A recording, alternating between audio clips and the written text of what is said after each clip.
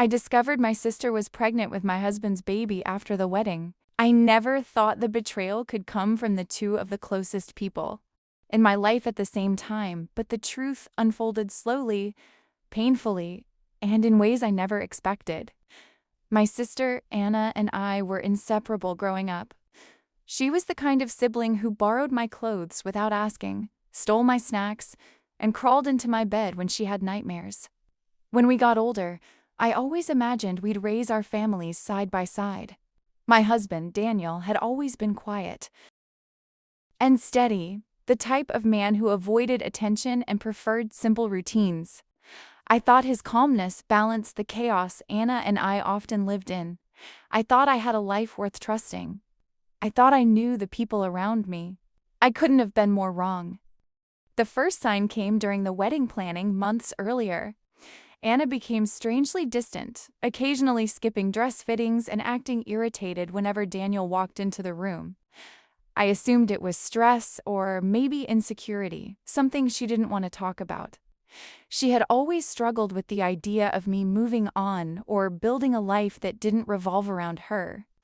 So when she apologized and blamed hormones, I let it go, even though she seemed unusually sensitive to everything I did. I didn't know she was pregnant then. I didn't know anything.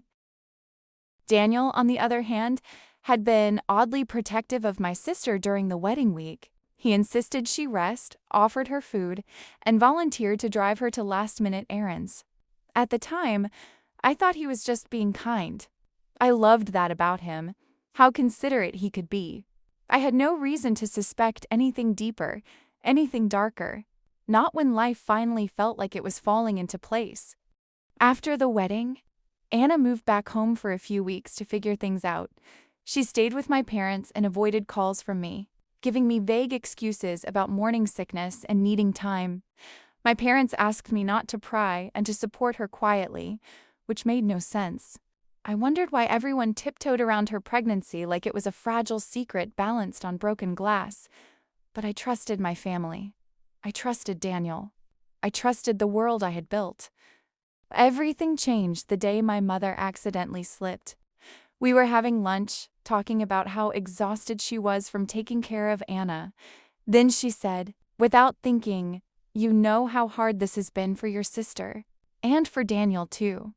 She froze immediately. Her eyes widened. She realized what she had said and tried to swallow it down, but it was too late. The sentence hung in the room like smoke.